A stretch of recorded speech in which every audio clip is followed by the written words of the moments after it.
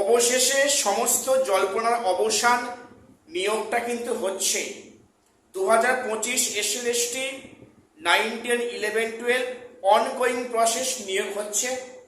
এবং যে সন্দেহটা আমরা করছিলাম বা অনেকে করছিল যে সেখানে হয়তো 100% রোস্টারটা এই অনগোয়িং প্রসেসে একটা এফেক্ট ফেলবে, এবং যার ফলে কিন্তু অনেকে এই নিয়োগ প্রক্রিয়া থেকে ছিটকে বেরিয়ে যাবে এই 100% রোস্টারটা নতুনভাবে মেনটেন করলে।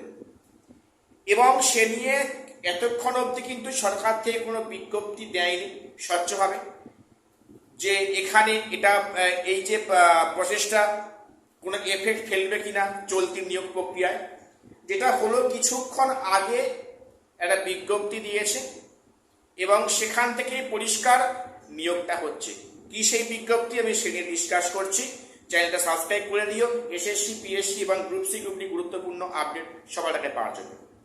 প্রথম আজকে বলি যে আমরা অনেকেই ভাবছিলাম হয়তো এই যে ওবিসি একটা সমস্যা ক্রিয়েট হয়েছে, সেখানে 100% রোস্টার যে মেনটেন করতে হবে কিন্তু সরকার থেকে সমস্ত দপ্তরে বিজ্ঞপ্তি পাঠিয়েছে এবং সেখানে গত 18ই মে বিভিন্ন দপ্তর সেটা রিসিভ করেছে এবং যেখানে বলা হয়েছে যে 19শে মে থেকে মের আগে যাদের নিয়োগ হয়ে গেছে তাদের এটা লাগু হবে না, যাদের নিয়োগ হয়নি সেক্ষেত্রে কিন্তু 100% রোস্টার মেনে ওই যে ওবিসির লিস্ট দিয়েছে ওই 66খানা কাস্টের মধ্যে যারা পড়ে তারাই অনলি ওবিসি এপি থাকছে না, সেটা এফেক্ট ফেলবে 100% রোস্টারে।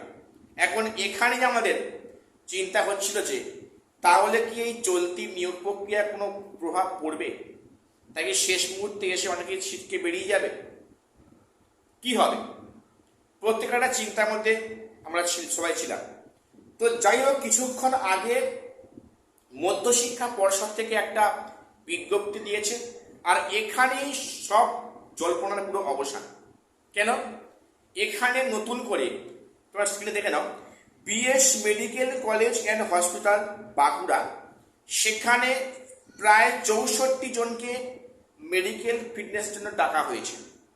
মেডিকেল ফিটনেস হবে আগামী 29/5/2026 সকাল 11টা থেকে। তো BS medical college and hospital সেখানে প্রত্যেকে ডাকা হয়েছে ওদেরকে।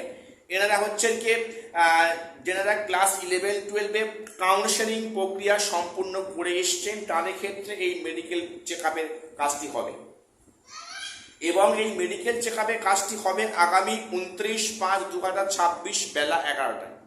এবং এখানে দেখো উল্লেখ করা আছে যে কোন কোন টেস্টগুলো করতে হবে এবং সেখানে প্রশ্ন যে টেস্টটা করতে করবো। দেখো এই যে টেস্টের লিস্টগুলো এখানে দেওয়া আছে ওই টেস্টগুলো তোমরা কিন্তু বাইরে কোনো নাম করা ল্যাব থেকে করে দিতে পারো, খুব ভালো হয়, সেখানে রিপোর্ট শো করাবে। বা ওখান থেকে যদি করো তাহলে কিন্তু সরকারি জায়গায় আজ বললে তো আজকাল হবে না, একটা ডেট দেবে, সেদিনে গিয়ে তোমার হাজির হয়ে টেস্টগুলো করতে হবে। কাজেই মনে হয় ভালো হবে যে বাইরে কোথাও থেকে টেস্ট করে নিয়ে সেখানে গিয়ে রিপোর্টটা শো করা, এতে মনে হয় কাজটা কিন্তু ইজিলি হবে, এটা টাইম বাউন্ড হবে না।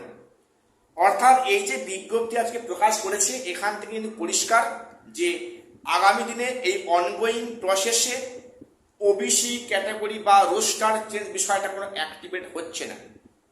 যদি হতো তাহলে সেখানে হচ্ছে কি এটা বিজ্ঞপ্তিটা আসবে প্রক্রিয়া স্টপ হয়ে যেত। স্টপ হয়নি মিনস সেখানে নিয়োগ কিন্তু কন্টিনিউয়াসলি হচ্ছে, এটা ভালো খবর, এটি প্রত্যেকে দিয়েছিলাম।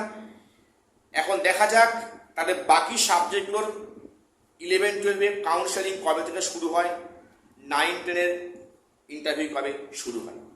এখন এই মুহূর্তে এটুকুই আপডেট ছিল, দেখা হচ্ছে পরে কোনো ভিডিও।